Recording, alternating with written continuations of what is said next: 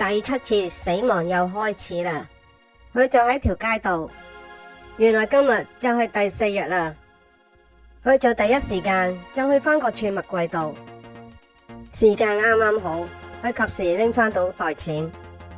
第七次死亡開始，佢今次係一個模特兒，依家佢又有錢，又後生又靚仔，只要今次冇死到就好啦。跟住佢就寫咗封信放咗落袋錢度。到咗第二日一早，佢就靜靜咁將袋錢放返喺屋企度俾媽媽用，然後佢就嚟到自己個墓度，見到佢女朋友嚟探佢，喊得好淒涼。等佢女朋友走咗之後，佢就入咗去，跟住佢就見到自己個媽媽。佢媽媽當然唔識佢啦，佢就衝咗出去係咁喊。呢一晚佢就想同女朋友講出自己就係崔賢在，就突然有架車衝咗過嚟。第七次死亡，今次死亡就連佢女朋友都死埋。佢又返嚟呢度啦。佢就話知道自己會不停咁去死，但點解連佢女朋友都要陪佢死呢？死亡女仔就話佢女朋友一早已經注定嗰日係要死，只不過咁啱嗰日你喺度啫嘛。第八次死亡開始，今次佢係一個畫家，同時都係一個變態殺人犯。佢中意將啲血噴落塊畫板度嚟畫畫。每殺一個人，佢先至會有靈感嚟畫畫，因為每一個人死都會有唔同嘅表情。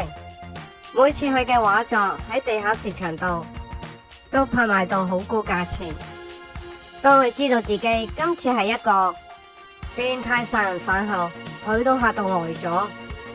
見到一幕幕嘅殺人畫面，佢都頂唔順，就即刻走咗去嘔。到咗第二日，佢就嚟到嗰日佢哋兩個死嘅地方。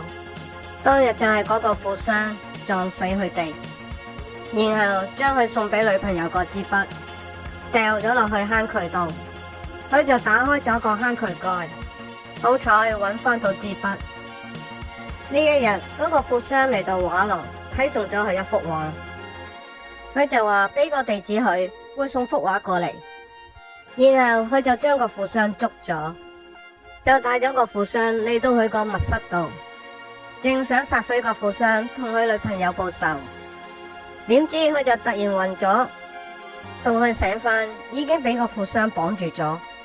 富商就話開車去撞死人就試得多啦，但就從未試過咁樣去殺人。講完就拎起咗把電鋸，將佢活生生咁鋸斷雙腳。第八次死亡，佢又返嚟呢度啦，手腳被鋸斷，佢非常之痛楚。第九次死亡開槍，今次佢係一個警察。第九次死亡開始，就即刻見到喺第五次殺咗佢嗰個獄友，就用警察身份將佢捉住，然後佢就匯報呢度有一個密室，呢度就係連環殺人犯殺人嘅地方。一熄燈之後，就見到周圍都係血跡，跟住就將佢第八次俾富商殺死嗰條視頻作為證據。點知富商比佢早一步已經買通高層，佢就冇罪咁就釋放返出嚟啦。然後富商就即晚就坐飛機去外國。當富商瞓緊嗰陣時，架飛機就不停咁搖。原來死亡第一次就係佢同父異母細佬嚟嘅，係佢搵人喺架飛機度做咗手腳先會爆炸。依家飛機爆炸啦，佢又着到降落傘。第二次都係佢出高價要拍直播降落㗎，佢安全落到地啦，但就即刻被車撞到。佢就係撞死咗嗰個女仔，然後再買兇殺咗第五次。啱啱開車撞富商嗰個人就係佢崔賢在。佢見個富商仲未死，就想親手焗死佢，但係佢都落唔到手。佢就諗住起身走嗰陣時，個富商就喺佢後面想殺佢，就突然嚟咗一陣怪風，就將個降落傘吹起咗，就扯起咗個富商，撞咗落架大貨車度。個富商都係冇死到，不過就好似堆到第8次咁，佢依家冇咗雙腳，再加上佢全身碎骨癱瘓咗，依家就依靠部呼吸機喺張床度度過餘生。自己做過嘅惡行，依家就全部經歷翻晒。今日崔賢在就用第9次呢個身體嚟到佢女朋友個墓前，將支筆放低咗就走咗啦。佢覺得好厭倦，唔想再繼續咁落去，不停咁重複又死亡又開始。今日佢同拍檔喺天台度捉緊賊嗰陣時，個賊竟然開槍打傷咗佢拍檔，佢就上前去保護佢拍檔，就攬住個賊一齊跌咗落去啦。第9次死亡，佢又再次返嚟呢度啦。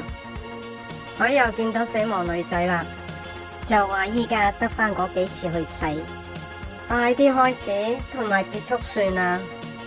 死亡女仔就即刻大笑咁講，跟住嚟呢一次，你想快啲結束，你做得出咩？佢唔係好明點解死亡女仔會咁樣問佢，跟住就即刻向住佢開槍。咦？點解呢度咁熟口熟面嘅？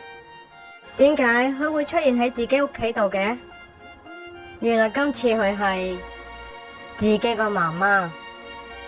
其實上天已經安排晒每個人嘅命運，係唔可以亦唔能夠去改變自己嘅命運。大家好啊，我好中意睇韓劇嘅，尤其係恐怖、宗教同迷信。如果大家都中意我分享嘅韓劇恐怖片，請幫手撳個 like 同鐘仔，多謝大家收看。